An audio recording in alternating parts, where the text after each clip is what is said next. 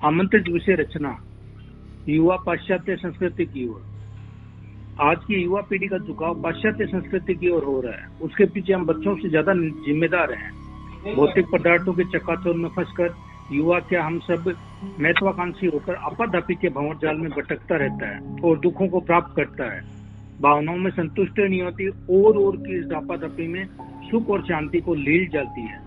विषय प्रदाता के भावों को लेते हुए फुर्सत नहीं है किसी को भी पल भर की इस दुनिया में अंधी दौड़ जो लग रही है आगे बढ़ने की, भौतिकता की, शानो शौकत की, तो अपने को दूसरे से श्रेष्ठ साबित करने की। नहीं फुर्सत किसी को भी कहीं भी ठहरने की। देखो, जिसको आगे भागने को है अतुल, भूल ही गया पीछे मुड़ देखना भी है।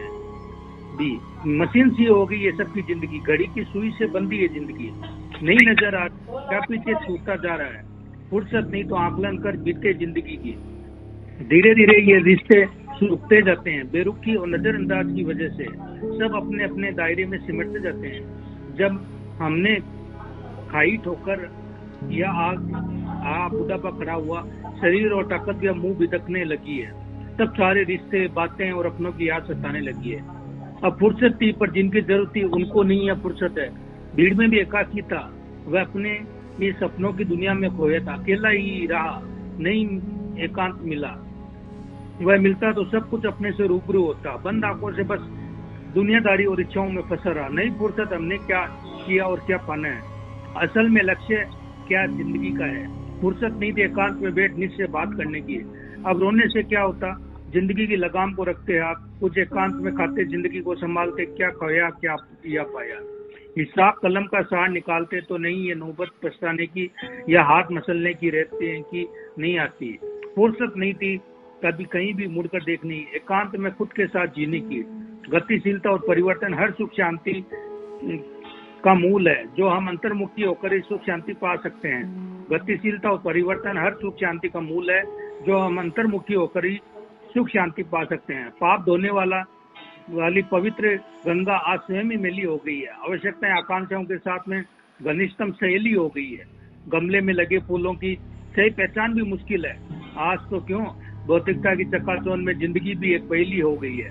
वर्तमान में भौतिक संसाधनों के भोग में व्यस्त लोगों में संवेग के झरने सूख रहे हैं। औरों की खुशी में शामिल होना या व्यथा में अंतस्थ सुख को समझना, ये सब बेगानी हो रहे हैं। कल तक संयोग और वियोग में जो गम और खुशी के बादल छाया जाते थे, अब हम अधिकतर मात्र औपचारिकता के लिए बच गए हैं। इसका ये अर्थ नहीं कि लोगों में मोह कर्म क्षीण हो रहा है, वरन इसका रूटीन डाइवर्ट हो रहा है। पदार्थवादी युग ने भोग विलास को जन्म दिया है। फलतः मोह के पथ ने अब राग, आसक्ति, लोभ और कुटिलता का रुख लिया है। भौतिक सुविधाओं ने इंसान को मदांत कर अपना शिकार बना लिया है। हिंसा, निंदा, द्वेष के पंजों ने प्राय सबको न्योच लिया है। प्रेम, दावा जैसी संवेदनाओं के स्रोत अब कहीं कहीं बहते हैं। पर हर रोज कलह, दगा, प्रतिशोध के दंगे होते हैं। भूल गए लोग कृतज्ञता का भाव, स्नेह, आदर, मान का पूरा भाव। प्राय दृष्टिगोचर आंखों की नमी अब नहीं रही। प्रमोद भावना कहाँ कहीं। समय बदल रहा है या हम, जो भी हो, क्या सही है ये परिवर्तन? एक विराट प्रश्न चिन्ह करे चिंतन। मोह कर्म से परे या उसके बहु नजदीक जा रहे हैं हम।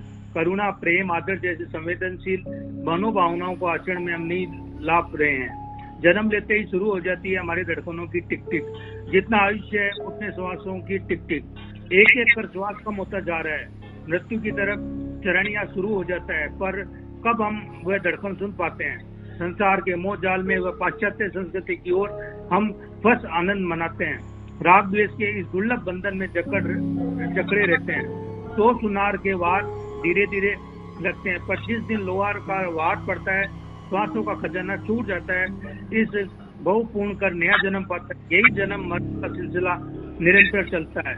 जब तक मोह कर्म का साथ रहता है, जीवन के होते हैं दो पक्ष, एक भौतिक व दूसरा आध्यात्मिक। एक स्वार्थ का मार्ग व दूसरा परमार्थ का। एक अधो मार्ग का, दूसरा ऊर्ध्वगमन का। एक भौतिक सुख सुविधा का, दूसरा आध्यात्मिक शांति और सही से आत्म नमन का। जब भौतिकता का स्वर होता है बहुत ज्यादा तेज, तब हमारे को कान नहीं सुन पाते आध्यात्म की कोई आवाज। हम उलझ जाते हैं भौतिकता युक्त कोलाहल के गीतों की धुन में व निष्क्रिय हो जाते हैं धर्म के सारे साथ। हमें अपने मार्ग को बदलना होगा व आत्म कल्याण के पथ पर चलना होगा। हमें अपने मार्ग को बदलना होगा व आत्म कल्याण के पथ पर चलना होगा।